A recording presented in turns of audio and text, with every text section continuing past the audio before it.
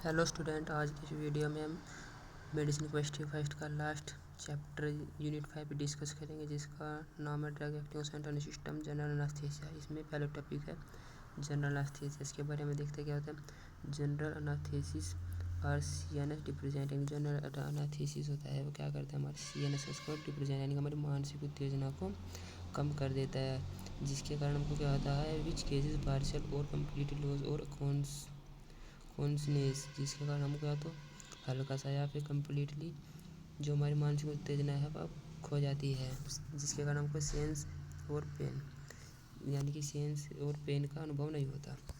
This effect is reversible यानी कि effect होता है, रिवर्सिबल इफेक्ट होता है, जिसके कारण जनरली यूज्ड टू प्रोड्यूस जो जनरल प्रोड्यूस करता है अनकॉन्सनेस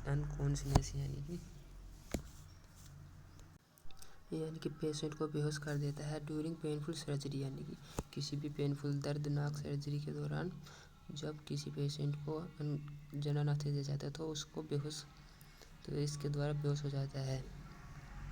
इसका next topic general anaesthesia bring about descending depression है। जो जनरल एनास्थीसिस होता है वो हमको ले जाता है डिप्रेशन, यानी कि डिप्रेशन के घटते हुए डिसेंडिंग उतरते हुए चढ़ाव में of the central nervous system, starting with the यानी कि कहाँ से स्टार्ट होता है, सेरिबुलर कॉर्टेक्स से, बेसल गैंग्लिया से एंड सेरिबुलम, एंड फाइनली कहाँ पर जाता है, स्पाइनल कॉर्ड में। स्टेज देखते हैं, इसके स्टेज कितने, इसके 4 स्टेज होते हैं। पहला स्टेज में क्या होता है, स्टेज ऑफ एनालिसिस में, पहले स्टेज में हमको एनालिसिस होता है, यानी this is the period of the beginning, यानी कि ये अवधि तब स्टार्ट होती है जब एनास्थीसिया यानी कि एडमिशन यानी कि जब किसी पेशेंट को एनास्थीसिया दिया जाता है, जिसके कारण क्या हो जाता है, लॉस ऑफ कॉन्शनेस यानी कि इसमें चेतना की कमी हो जाती है, यानी बेहोश धीरे धीरे बेहोश होने लग जाता है। द पेशेंट प्रोग्रेसिव लॉस यानी कि इसमें पेशेंट धीरे धीरे अपनी उत्तेजना को छोड़ने लग रहा है।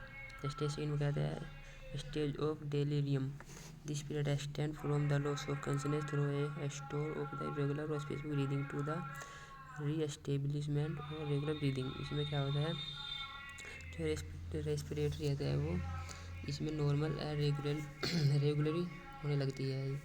द पेशेंट में लव वोमिटिंग और struggle for this reason it is called as stage of excitement.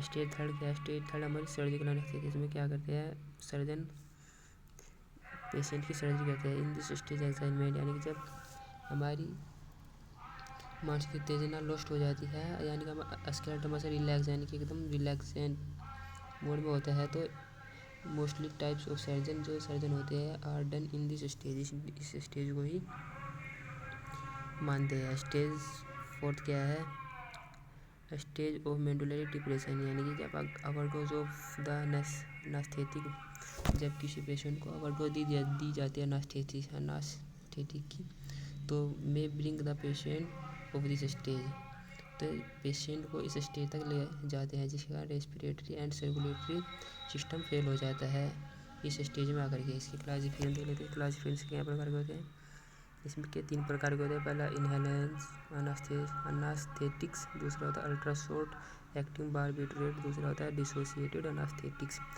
इनहेलेंस में हमारा है हेलोथेन हो गया, मिथोक्सी फ्लोरेन हो गया, इनफ्लोरेन हो गया, sevoflurane, isoflurane, desflurane. Ultra short barbiturate में हमारा methohexital sodium thiamylal, sodium thiopental sodium. Dissociated anaesthetic में हमारा कीटामाइन हाइड्रोक्लोराइड। अब देखते हैं इनहेलेंस एनास्थेटिक, यानी कि इसका पहला टॉपिक इनहेलेंस एनास्थेटिक क्या होता है। मेनली 2 टाइप्स में भी 2 प्रकार के होते हैं। पहला होता है इसमें वोलेटाइल इनहेलेंस जनरल एनास्थेसिया, दूसरा होता है नॉन वोलेटाइल इंट्रावेनस एनास्थेसिया।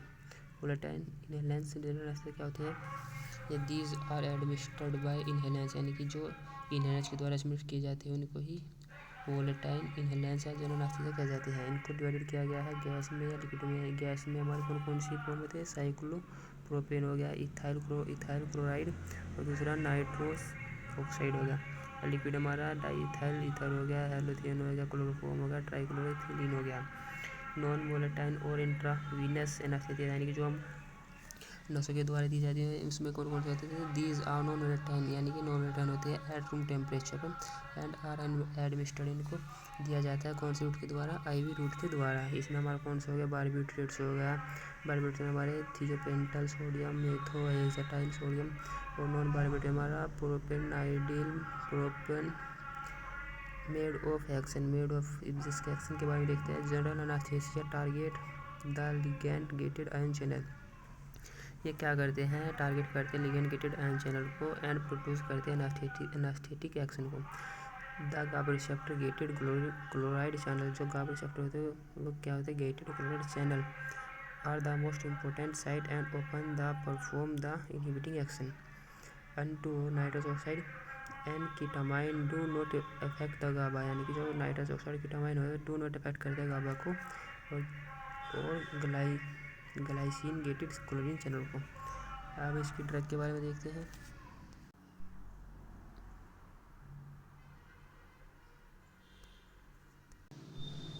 इसमें पहली ड्रग है हेलोथेन।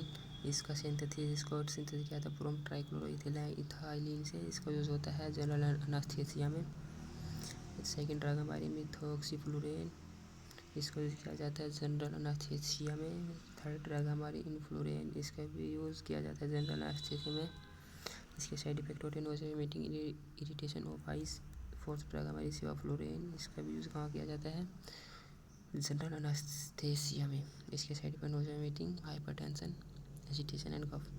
फाइव ड्रग हमारी आइसोफ्लोरेन। इसका भी यूज़ जनरल एनास्थीसिया में किया जाता है। साइड इफेक्ट इसका respiratory, respiration, low BP and irregular heart beat. Six drug हमारी डेसफ्लोरेन। इसका भी यूज़ जनरल एनास्थीसिया में किया जाता है। साइड इफेक्ट इसके भी। सेकंड ड्रग हमारे अल्ट्रासोल्ट एक्टिंग बारबिटरेट। इसमें पहली ड्रग हमारी मिथोहेक्साटाइल सोडियम सिंथेसिस। इसका यूज़ किया जाता है जनरल एनास्थीसिया में एंड हाइप्नोटिक ड्रग में, ओरल सर्जरी में।